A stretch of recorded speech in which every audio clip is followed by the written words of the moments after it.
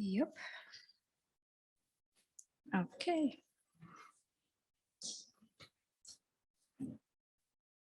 Great. Okay. I will start because everything is working and I don't want to mess with it. So I'm welcome. There's so many people. It's unbelievable because I haven't seen so many people in this room since, before the pandemic. So I'm very happy. I'm Federica Signoriello. I'm the history information specialist. So for those of you who don't know, I'm the person who deals with the history department, and I'm in charge of the Zotero training. This is the first time that I do it for the whole UI. I've did it in the past for STG and for fellows. So just bear that in mind and be nice to me, please. So can you minimize the those windows so you can see the whole screen? Yeah, great, cool. I will introduce you to my colleague, Mary Greenshields. Sorry, it's just like I will become less nervous in a minute and I will remember to say everything I have to say. Mary, what's your job title? Because I don't want to say it wrong. That's a good question. I'm the teaching and online learning librarian, and I also work with the master's students at STG.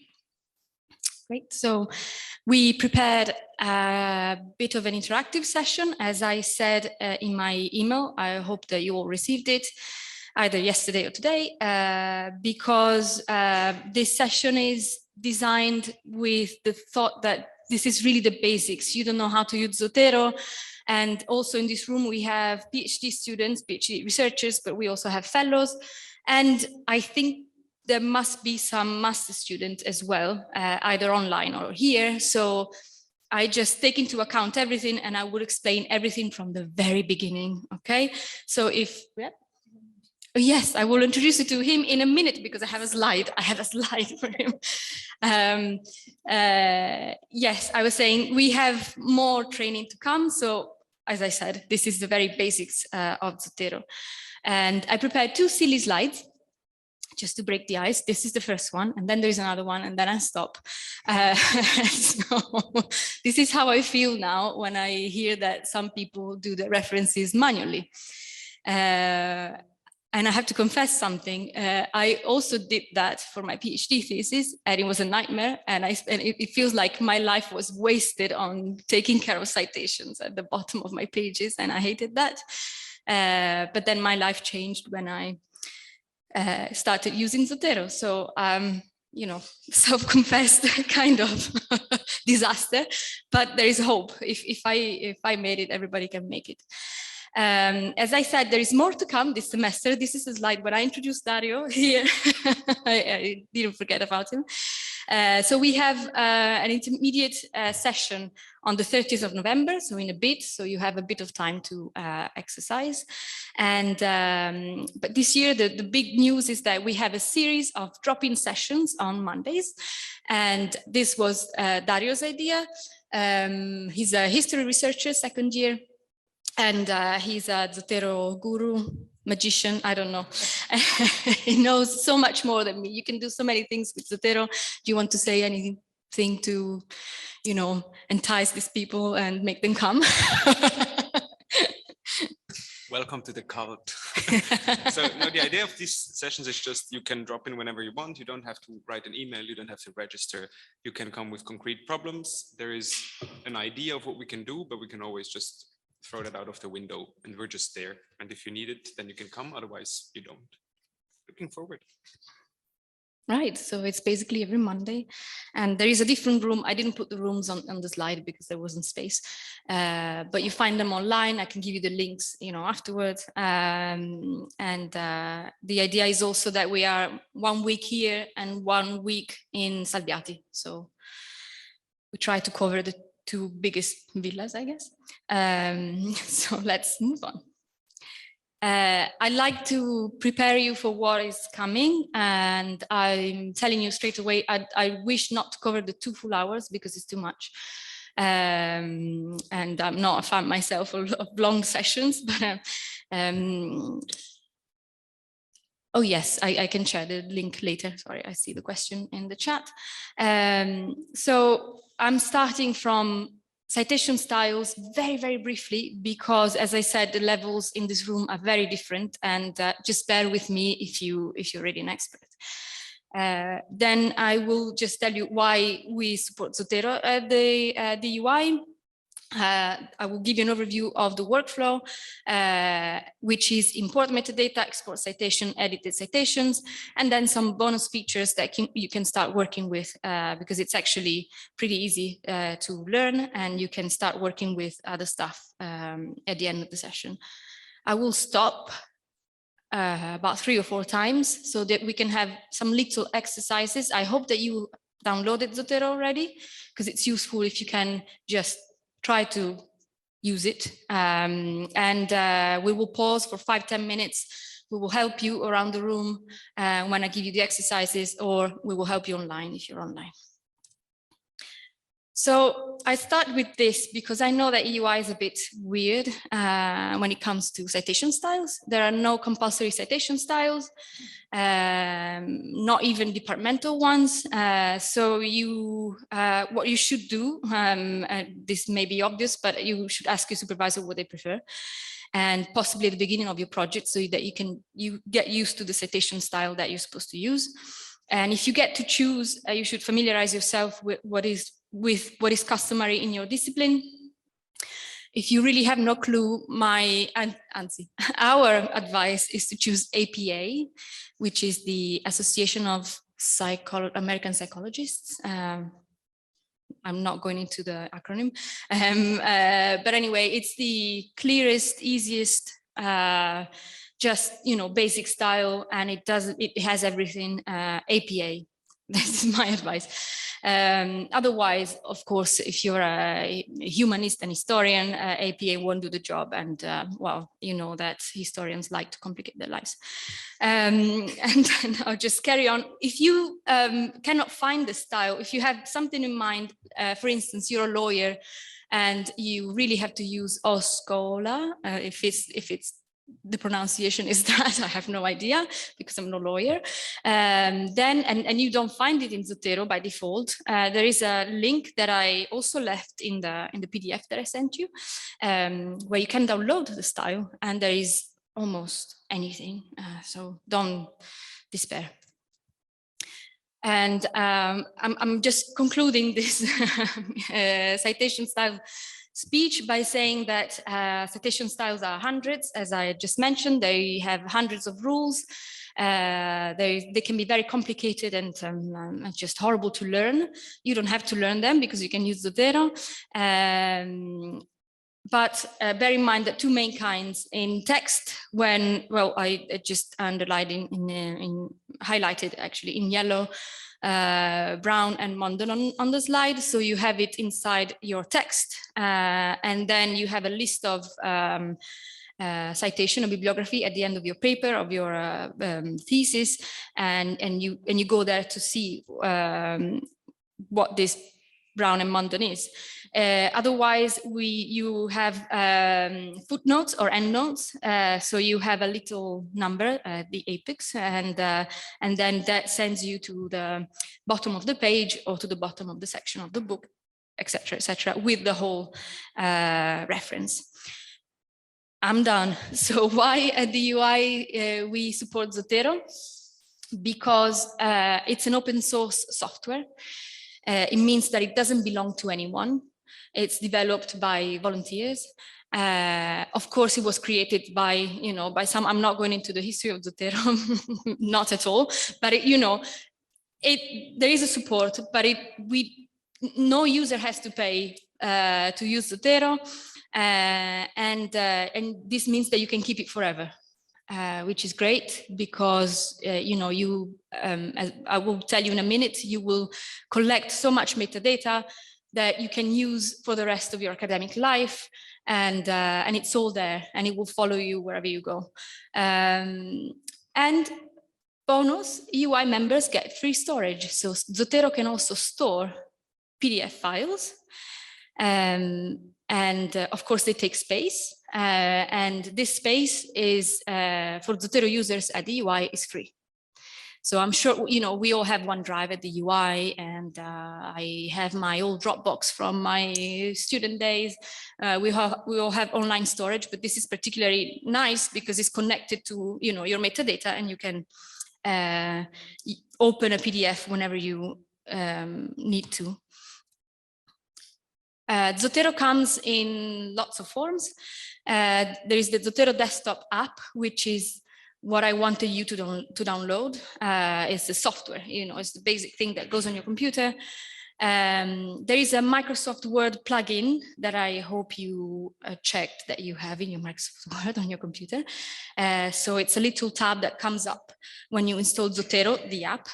There is a browser extension, which is also kind of important to have. It's not fundamental, but it makes your life a lot easier. There are apps for iPad or iPhones, and there is a Zotero web library. There is Zotero Bib. You can go into that a bit later. This is a bit not advanced because they're not difficult to use, but we're not going to see them today. But this is just to say, you know, Zotero is expanding, and probably if you come up with some kind of need that you have, there is already a product for it. Another advantage, well, this is kind of obvious when you create a Zotero account. So you can create a Zotero account. You will create it with your EUI email because then you get free storage. You can synchronize Zotero on all of your PCs, and well, if you have more than one, and you can access your data and your saved files from anywhere. If you're at the library, you don't have your PC is broken, you're using somebody else's laptop, at least you have everything online. You don't have to reinstall Zotero on your friend's laptop, which you are borrowing for a few days. You can use the web version. And now, let's get practical. Now you really have to start following me. So Zotero works in 3 phases, at least, you know, the basic function of Zotero. Then, as I said, you know, in the next sessions, we will explore the world, but this is what you use Zotero for. The first reason, you import metadata from the web, or you put it in Zotero manually.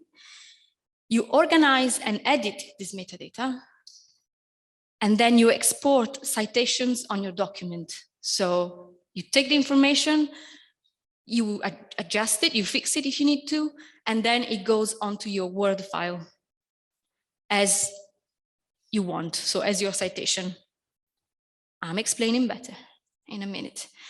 Because I use the word metadata, and I know that your brains are just exploding now. I know this as a librarian, and it's my favorite word, metadata.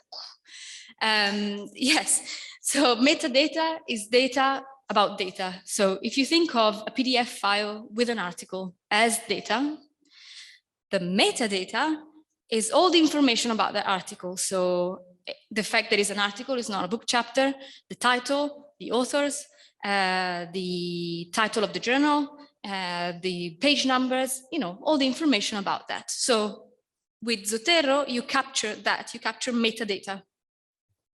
Okay, I'm going to use this word, so in the next hour. So I just wanted you to follow me. So as I said, importing in Zotero is importing metadata, is not importing citations, because the citations are made up with the metadata. So the citations can change. You can write a whole article with Chicago in 2017, and then you contact the publisher and they say, oh, we changed our mind. They don't change their mind, so you made a mistake. And you have to turn everything into APA. So you will, if you use Zotero, your metadata will be the same. You just need to tell Zotero to switch from Chicago to APA. But everything, you know, this will take 2 minutes because you actually import the right metadata, and the citation style is the job that Zotero does. If it's not clear, it will become clear in a bit. Second silly slide, and then they're done. You will use different citation styles in your academic life. So as I said, every publisher or journal, academic society uses a different one. And some of them are all like slightly different from each other. And you wonder, what's the point of differentiating between MHRA and Chicago? They drive me crazy. But, you know, it's not your choice. It's the choice of the publisher. What doesn't change is metadata, because good metadata is forever. So I put a diamond. There you go. So now let's start with the practical stuff, and I will show you some real life examples, and then I'll give you some space to apply these examples to your computer. So there are 4 main ways, and I'm sure that my colleagues here will say, no, there are actually another 10. These are the basic ones, and I'll start with these. So let's start with the first 2. There is a plus button on Zotero, and there is a browser plugin. So I'll start with the first one. I'll get out of my presentation, and I'll show you my Zotero, so you see what I'm talking about. Right, this is my Zotero. And this is a bit advanced, it comes later, but you can, you know, you have your library, you can have group libraries. We can talk about it later. Inside my library, I create folders for my different projects.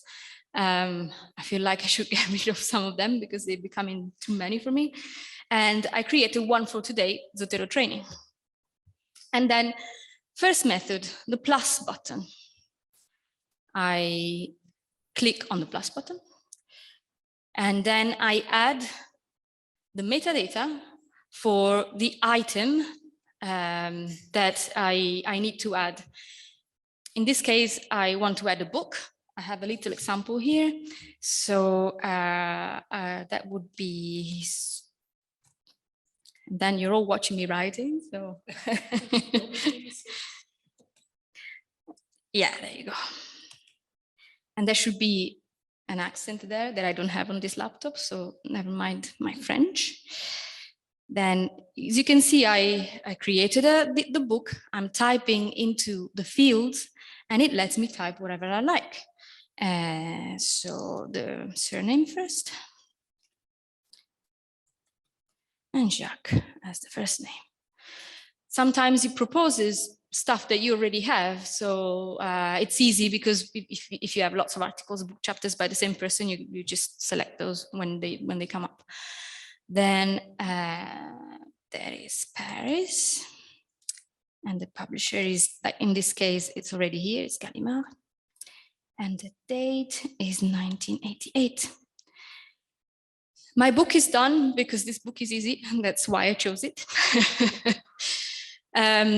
Something that I found out recently, because as I always say, I'm an emergency Zotero user, so I use it only when I really need it. If you open the plus button, there is a very nice feature, which is link to file. You will see my download folder, which is a mess. I have an article that I was reading, and I selected it. I let Zotero work for a second, and magic. It took the metadata by itself from the PDF, and it filled all the fields for me. So if you already have articles, especially because they're rich in metadata, you know, they have already a structure, then this will work. I don't think it will work with a scanned PDF, but you know, you can start building your library if you already have PDFs. And then, as you can see, there is a little icon here with the PDF icon. If we double click on this title, it opens the PDF that I just uploaded. So it went automatically in my Zotero storage. This is what I mean. So it's still in my download folder, but now I was saying, I was here. Yeah. I'll go to the second method, and then I'll leave you alone to try it.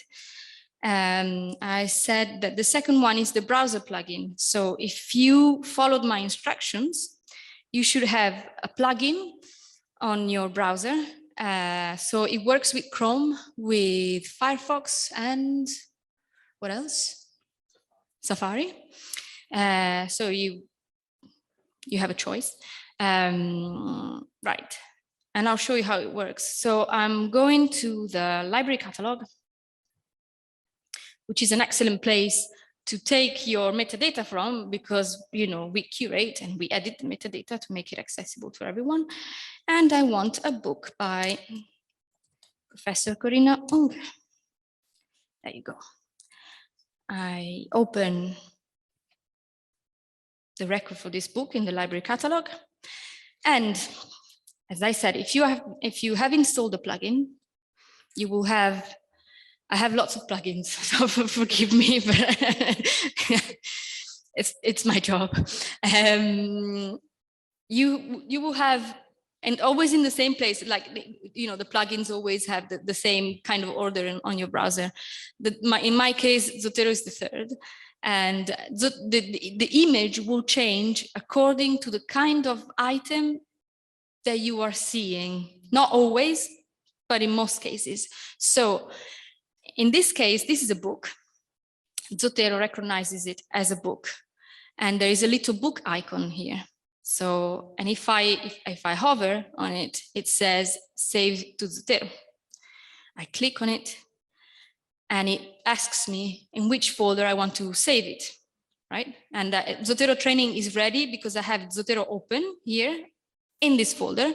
So Zotero knows, and you don't see this, but I'm pressing enter. It's done. And then if I go to Zotero, International Development of Post-War History is here with the metadata, right? You can do this for any web page that has structured metadata. This means the library catalog, the library find e-journals, ebooks tool, Web of Science, bibliographical databases in your discipline. Obviously, nothing comes to mind in this moment. But also, I will show you something like Amazon. I'm sorry to say this, but they have good metadata. So Corinna Unger, it's already there because I prepared this morning. I go to international development. Well, I have all the examples ready.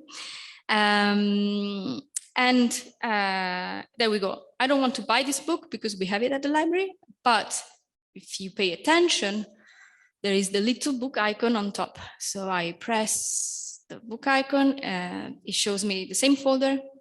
I press enter, and now we'll have a duplicate. I have two items for the same book, but actually the metadata that I got from Amazon is even better than the metadata that I got from the catalog. Yes. There are two other ways. Importing structured metadata by downloading it. So some platforms, such as Google Scholar, or again, Web of Science, some bibliographic platforms where you look for your articles, let you download as a file the metadata. I'm going to show you in a second. You know, it's not very difficult. And then my favorite method by far, and I kept it as last, the magic wand. And let me show you what I mean. So downloading metadata looks like this. I go to Google Scholar, which is something that I think you're all using. And I'm looking for, everything that I'm looking for is EY published. So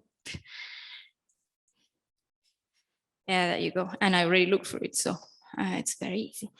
A perfect storm, COVID-19, and the reorganization of the German meat industry.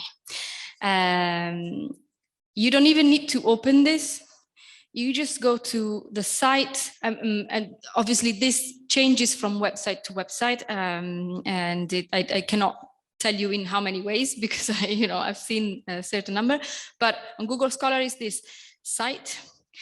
When you press site, it gives you the citation in several different styles, but we don't care about that because Zotero will do that. We want to download the metadata. For Zotero, you select refman, right? Refman, manual reference. This is how I remember it. Click on it. We'll ask you for your permission. As usual, it will open up this little window asking you where you want to save it. And I want to save it in Zotero training. Ooh, it's gone. Please come back because I was talking. And I press enter. And then I go to my Zotero and it's here. And I downloaded it twice by mistake. Anyway, it's here, right? Fairly easy, I think.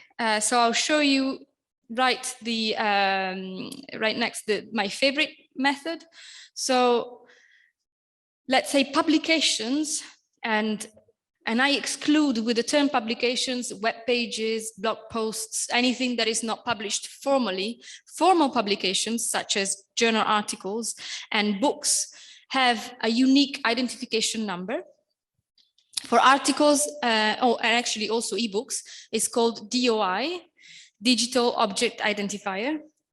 If you never noticed it, pay attention, it's everywhere. So sometimes even book chapters have a DOI. There is a DOI for the whole book, and the book chapter has a DOI itself. This is the easiest, I mean, for my kind of workflow, it might not be yours, but I just copy paste the DOI or the ISBN number. The ISBN number, I hope that you know what it is. It's the code that each book has and that is unique for each book. And I just copy paste it here and it gives me the metadata that is necessary. So I'll show you how.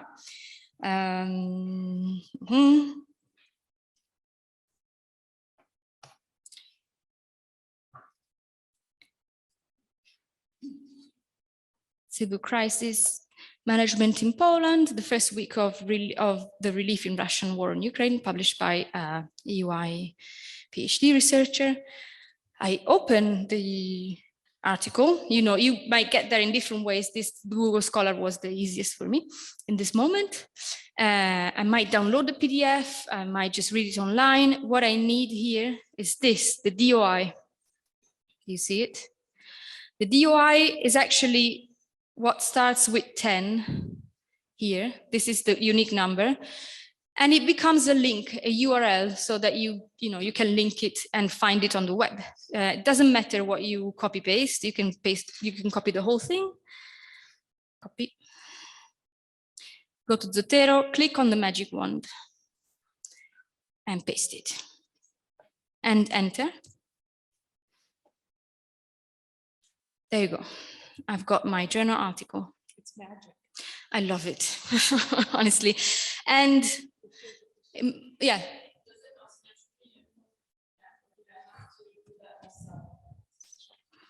That's a good question, because sometimes it does, sometimes it doesn't. Do you know when it does? It works if you have free access without any barriers of passwording, etc. So for example, if you go through the library link to a page that then the explicit PDF, for example, chapter is unlimited for you, it mostly works, but it depends on the provider. Yes, but in this case, we have access to the article, yeah, and I used the DOI and it didn't load. For example, JSTOR works better with Firefox for some reason. Generally, the Firefox connector is the best. So I always have Firefox and Safari open, and I'm very lazy, so I will not download it. So I just try both. But you can always just, when it doesn't work with the PDF, you just download the PDF separately and attach it to the metadata. Yeah. That's it.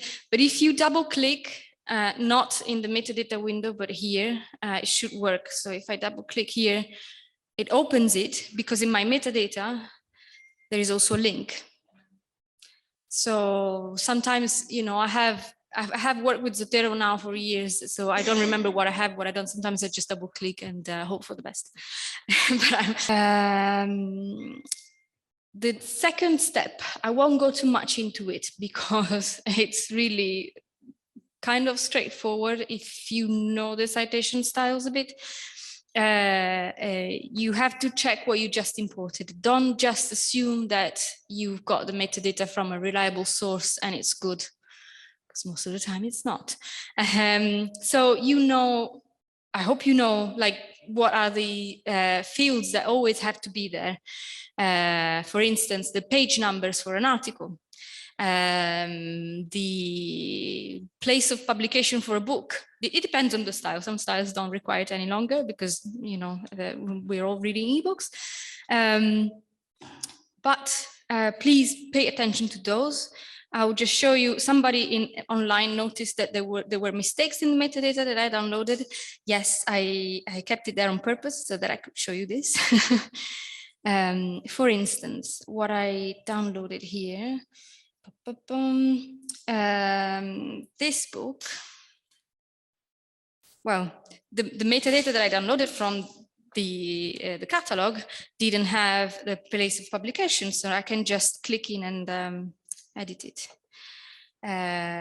But I think this one is a bit of a disaster, the journal, because the page numbers don't make sense. So ideally, I will go back and check, and it's from page 10 to 89. The issue is not there. You know that when you cite a journal article, whatever style, you have to tell the reader, you know, the year, but also the issue where you find the article. So I'm making this up, but you go and check. Some styles, for instance, I'm pretty sure APA does require to have a DOI number whenever it's present. So not only the magic wand is the best way to find an article, it already gives you the DOI because it's you know, it's also a pain to go back and copy paste it into here. If you could, you know, the easy way would have been to copy paste the DOI directly into the magic wand. So anyway, just pay attention because you never know what kind of metadata. And also, as a librarian, I should say, some publishers are really give poor metadata. Like when you go to Oxford University Press, again, I'm cutting this from the recording because I don't want them to know, but you go to the Oxford University Press platform and you think, okay, I'll just use the plugin. Their metadata is really poor, don't trust them. So use the ISBN, the DOI instead. But anyway, the more you practice, the more you will know, you know, where to find reliable metadata, and the more you will see at, you know, a glance what kind of metadata is missing from your items. Okay. Oh, and something else about this that I wanted to say before I forget: unusual items that are not unusual anymore, like web pages, blog posts, videos, stuff that hasn't been there for ages for us to cite. Different styles require different kind of metadata. So sometimes, for instance, if it's something that lives online, like a video or a web page, in some styles, you have to put the date when you accessed the item that you're looking at. So just, you know, if it's not there yet, if you haven't imported it, somehow you in this field, you put today's date, if it's today. If you want to lie about it, it's your business. That's it. I'm done. Just, this is my message. Look at the metadata and try to get it right, because then you know, you might need the same article in 10 years time and you don't need to do anything. You already have everything. Step 3, finally. Yeah, go ahead. Just some small thing on the tags. If you go back to the. Yeah, I was going to that. You go. Okay. At the end, but just go ahead. No, it's fine. No. I'm gonna say that. Yeah. No, please. Just when you do your collection, at some point I would think about whether you want to add your tags on your own or whether you want to use the automatic tags. Because otherwise you're just going to have a collection full, like 1,000 tags that are quite useless, but you can introduce your own system of tags if you want. And you can just say in the advanced settings to say, I don't want automatic tags from the library catalogs added, because then you can have your own system of tags, and that's quite practical. So I would decide that more or less early on in the building up of the collection. But I'll show you tags, you know, with the rest of the tabs at the very end. I'll show you what to do now with, you know, you have your metadata, choose your style. That's the next step if you haven't chosen that yet. And as I said, into your Microsoft Word or another software, but that could get me in trouble because I don't really know much about other software for writing. But we have, you know, that we have, you can download Microsoft Word with your UI account, and it's free for as long as you're here. So I would suggest you use Microsoft Word because it makes your life easier. When you download Zotero and you have it on your laptop, it should automatically add Zotero to your Microsoft Word. And it looks like this, right? It's a little tab on top. Oh yeah, no, sorry. I'll show you what happens if you open your document. Again, you are writing your text.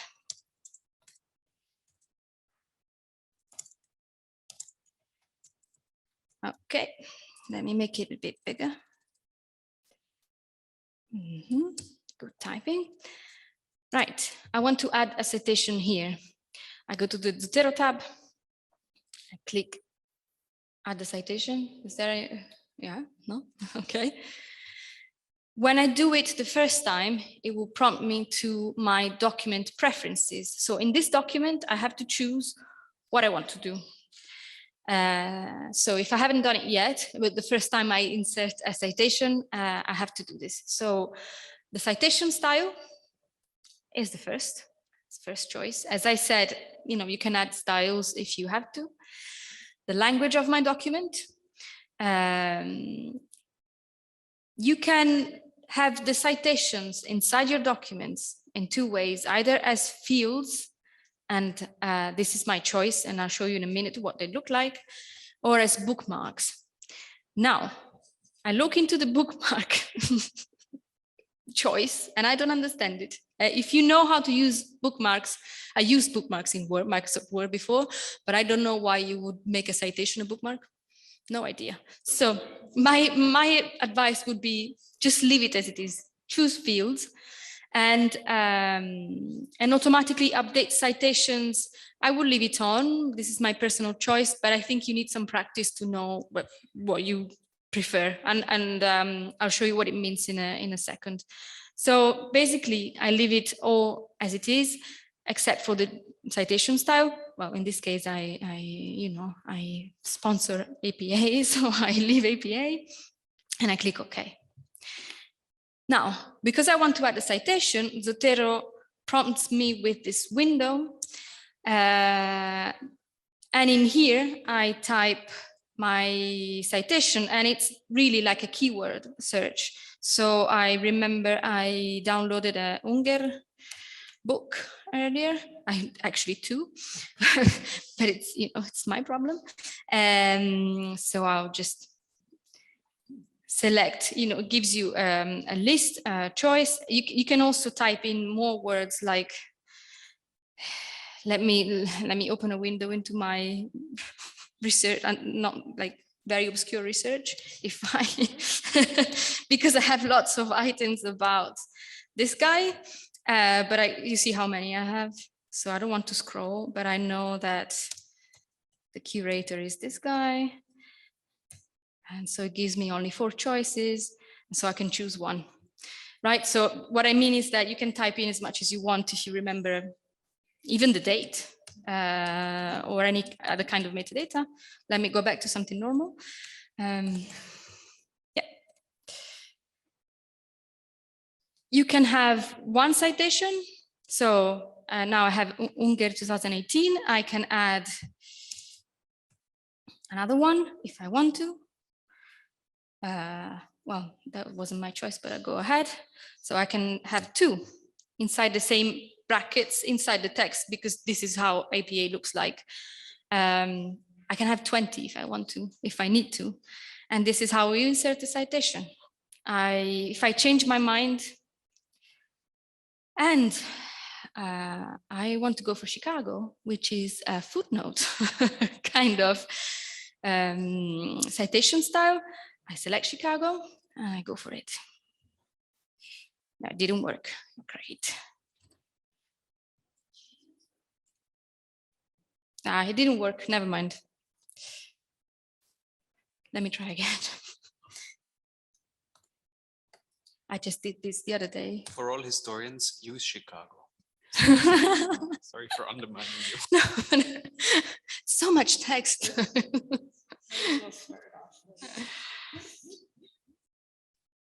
Let me try again. Then I changed to, I actually did change to Chicago. What am I doing wrong? Refresh. Yeah. You have to go on citation. Oop. Oh. I didn't want this. Sorry. Yeah.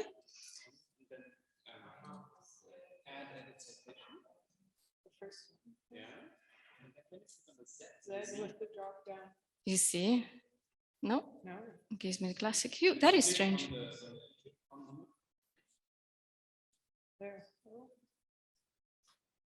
Okay.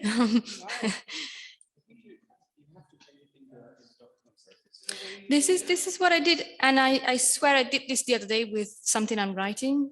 I wasn't lying. I changed from Chicago to MHRA, and it worked. Ooh. Yep.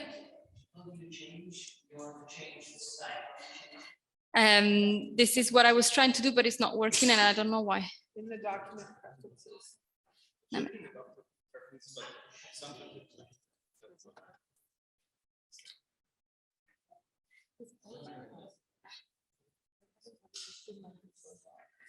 No, it worked. So yeah. From in text to footnotes. Okay. So I learned something new. You cannot change from in text to footnote. I guess you can change from styles that are in text to other in text styles from footnote to footnote. See, but let me try again with with something that yeah you can. It's just you have to choose something in the same range.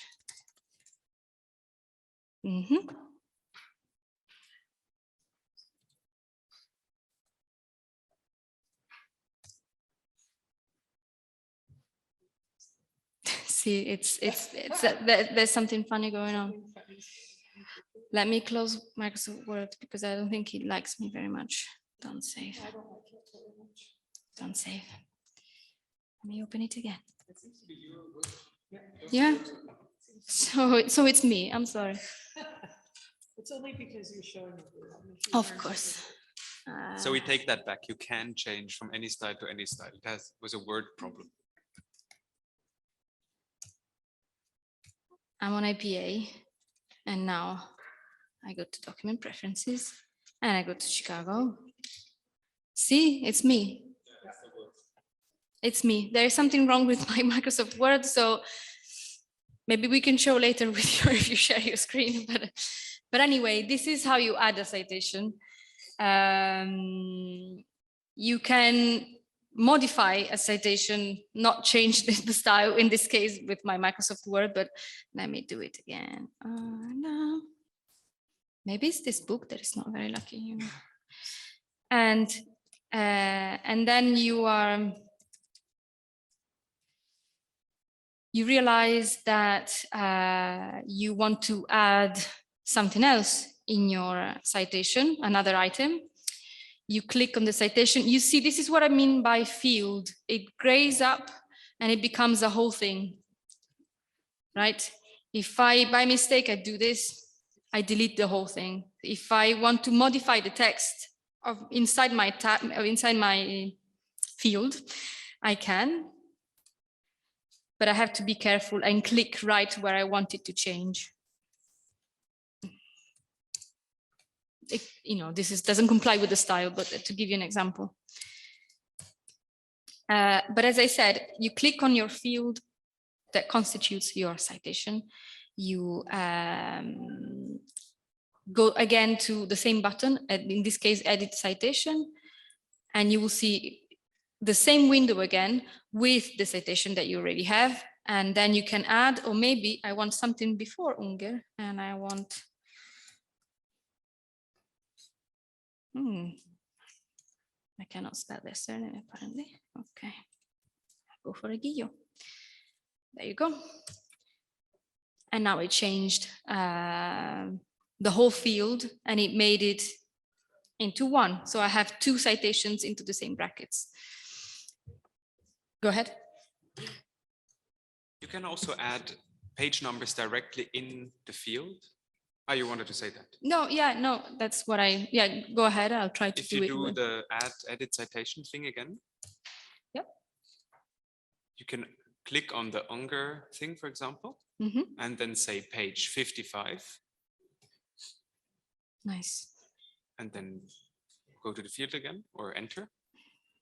Or you can also have a new, when you type in the citation, you can type Unger, then it comes and you can directly just type in 55 and it gets in. Like Aguillo, 2009, I click carefully under after 2009, give it a space, and I click 60 and I type 67.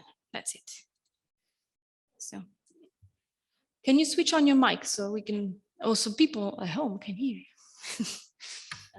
How do you go from footnote to in-text citation? Because it's all I'm getting is like footnotes when I click on the add edit citation. Okay, but did you change your document preferences? Because you have to change the style. I don't know how to do that. I think I wasn't paying attention. This is what I was trying to show you earlier, but my Microsoft Word is not being collaborative. It's possible, and now, oh yeah, Mary will show you. It's just, I don't know, it's because I'm showing you, and of course it doesn't work. Anyways, let me just add another bit of text and another citation to this wonderful article I'm writing. This one. Okay. Whenever my document is ready, I can add the bibliography. So at the end of my document of my article is probably what I need to do, or at the end of my thesis. And you just, basically Zotero takes everything that you quoted in your text and adds it in alphabetical order according to the citation side that you chose automatically. So if you click, there you go. We've got Aguillo, Polanyi, and Unger in the APA style. This whole thing is a field. Can you see it grayed out? So again, be careful if you want to modify it. You can change, of course, the font and the style. Just be gentle because you might delete the whole thing by mistake. It's fine because you can edit again, but you know, you might have done some modifications. Like I want it justified, and it's justified. Right, something important, if you realize there is a mistake in your metadata and Michael Polanyi didn't publish this in 1966, for instance, but in 1956, then you go back to Zotero, to your metadata. I don't know where Polanyi is in my library. I have to go back to my library. I look for it. I select my whole library. I look for it in the search field. Here we go. And I said it's 1956. I correct it, and now it's saved. Go back to my document, and I hope I'm doing this right. I refresh it. There you go. I have modified the citation since Zotero generated it. Do I want to keep my modifications and prevent future updates?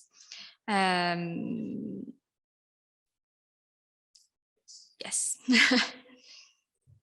Just one thing. There you go. So it changed here in text and it changed in my bibliography. So it's much better to change the metadata that you have in Zotero because metadata is forever, and then update the document afterwards. Okay.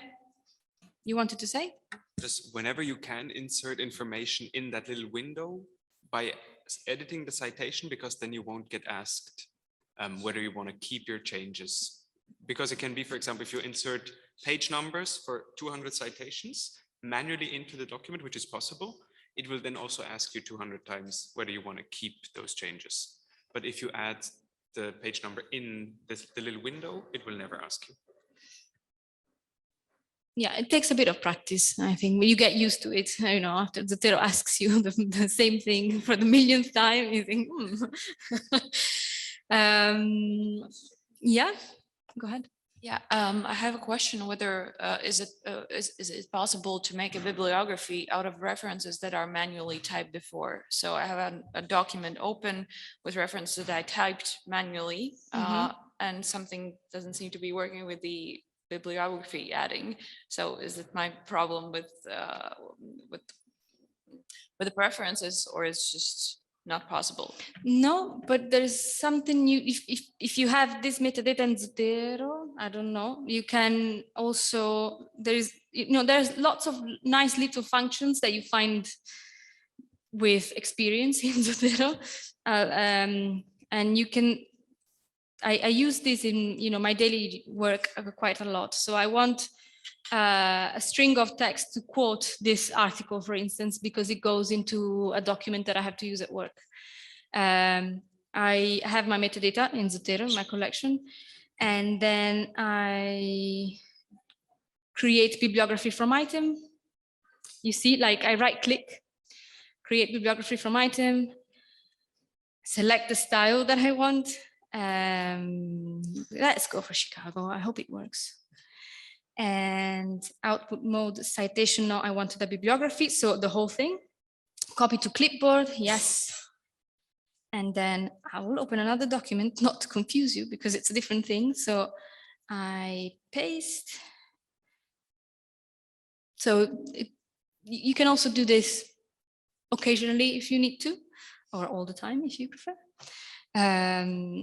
So that would be if you're willing to put all that metadata in Zotero, but not to change the citation inside your text, which is already there, then you can do this, and it's better than typing it all out, I guess. Maybe. I don't have messages in the chat, so I'll carry on. And something that is also very useful, kind of fundamental, at least to me, is that once you have your document with your, this looks horrible, let's pretend it's nice, with your citations and your bibliography, and you're happy, you might not want to give this to a journal because it's full of fields. I don't know, maybe you don't want to give it to your supervisor because it's full of fields. They might mess with it. You see what you want to do with your file.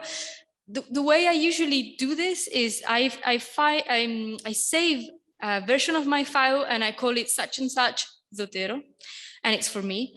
And then whatever I have to submit to a journal or to somebody else for reading, and I don't want that person to mess with it in case they have Zotero, I just create another file and I give them that. And in this other file, I unlink the citations.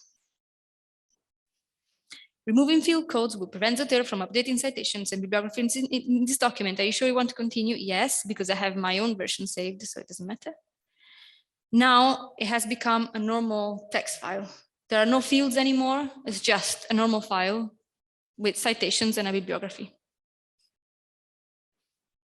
You find your way to work with this. I just wanted to let you know because it's useful.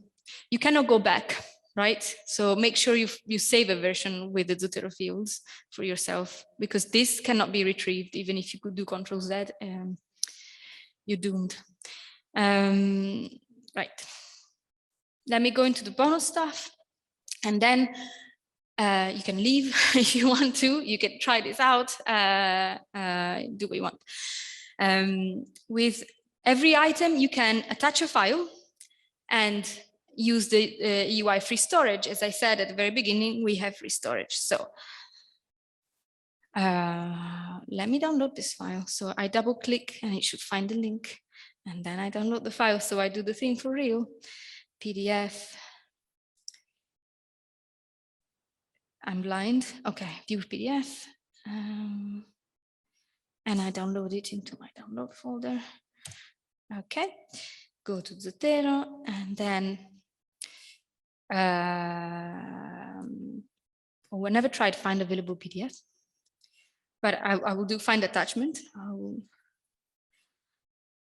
In this case, I want to save and attach a saved copy of this file because I have it here. Yep, there you go.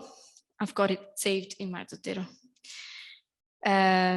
This little dot, I didn't tell you earlier, it means that you have web access. So this was the file, the metadata that I saved from the library catalog. It recognizes it as a library, it recognizes the sources as a library catalog. So it means that if I double click again, it takes me to the library catalog where it found the metadata. And then as a UI member, I can access the ebook. What else? Excuse me, can Yeah, I yeah, ask go a ahead. question? Hello. Sure. Can you actually not disable the function of attach new file to when you are, for instance, adding from online from browser? So you don't want Zotero to automatically upload a PDF into your account? No, I don't want to do that. I don't know. Can you do it? Because then, apparently it's slow. I mean, can you? And then, of course, I mean, theoretically, if I upload it to the Zotero, then I would need probably internet to use it, right? Because it's a cloud. Yeah. No. No. Is it an internal storage? Every file is stored on your computer, and Zotero creates a cloud link to your file on the computer. So it's like if you have a Dropbox folder or a OneDrive folder on your computer, it syncs to the actual physical folder on your computer, but it's also in the cloud. So you don't need to be on the internet to actually open the PDF. It will, however, not sync if you're not on the internet, obviously. If you, for example, do highlighting or whatever, it will not sync it to Zotero. Okay, so the question, then the first one, can you disable going the back link? to the question, Yeah, can so you that- disable? Yeah. So the Zotero is just the, the metadata without the files. You can, I wouldn't, but you can. Is it in the preferences? You go to preferences, general, and then the second tick, you untick it. So Zotero edit preferences, general, automatically attach associated PDF files. But I would really not do that. But you can. Yeah, it's very personal. If you, let me say this, if you come to our, drop-in sessions, you will find a world of things that you can do. You can annotate PDFs with Zotero. You can really use it to work, not just to create citations. So you might find out that maybe you want your PDFs in Zotero. Okay, and let me finish by what Dario was telling you earlier. I just wanted to do them all at once. The tabs that you find in each item.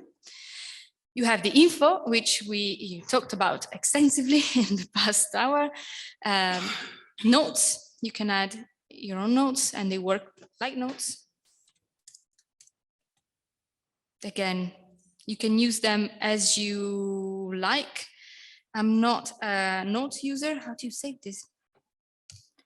I'm not seeing the whole screen. Yeah, you just go out of it and it saves. And you can see that you can modify it as you like. The note can also go into your Word document. So really, you can create your own workflow. I personally never use this, but it's a possibility. There you go. Yeah, I don't have many notes in my Zotero, and I mostly inherited them from other people's metadata. But this is the note that I just added. and it adds the note. So like maybe you want to write something about a book and it should go into your text, and then you remember to do it in this way. And as you can see, like it goes into your little item with, I think this is a snapshot of the web page. This is the note, and this is the item itself. Another tab is tags, which is what we were mentioning earlier. You can add tags, so they work like tags for anything. So you can create your own tags. You can decide not to import other people tags, which might come with the metadata, but you have your own system of cataloging, let's say, your things. So I don't know, I need this for chapter 1. And I don't want to create a folder for chapter 1 because I have my own reasons. This is my tag. And then whenever I go into my library, not inside a specific folder, and then I look for chapter 1,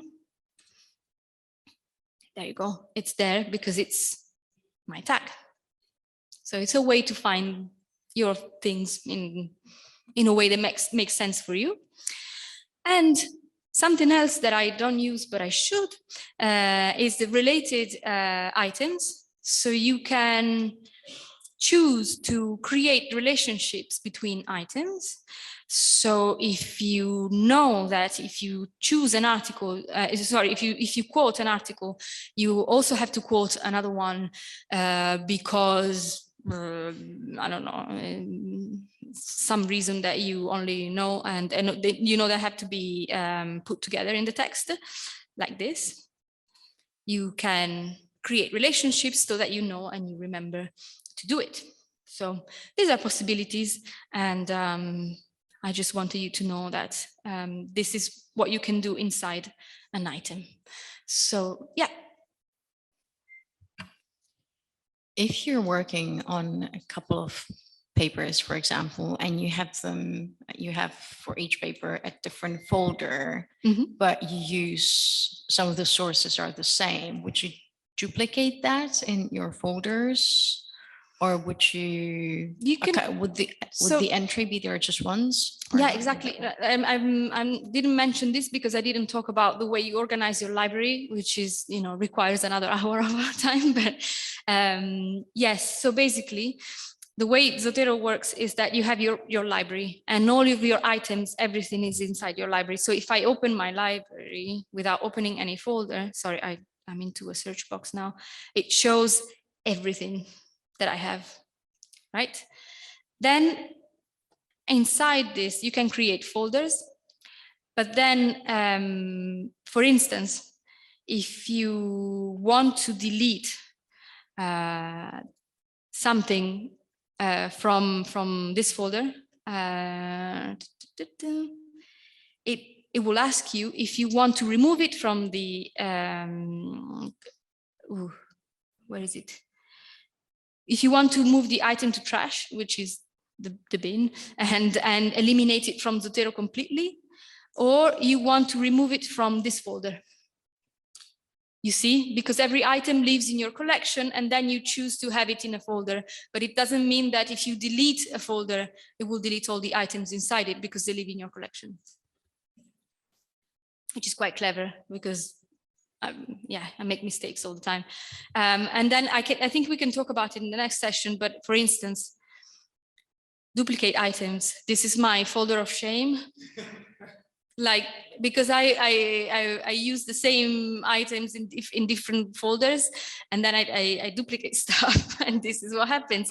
But luckily, Zotero also has this function that lets you see the duplicates, and I do nothing about it. But I could, and I should. So, yeah, I told you everything that I wanted to say for today. I don't know if you have anything to add.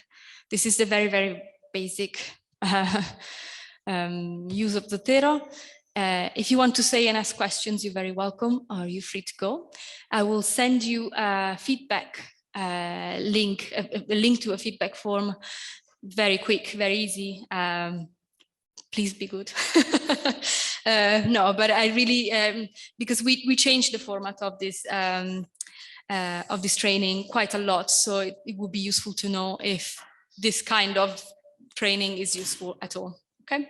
And I hope to see you in the next Zotero sessions that we're organizing. Thank you.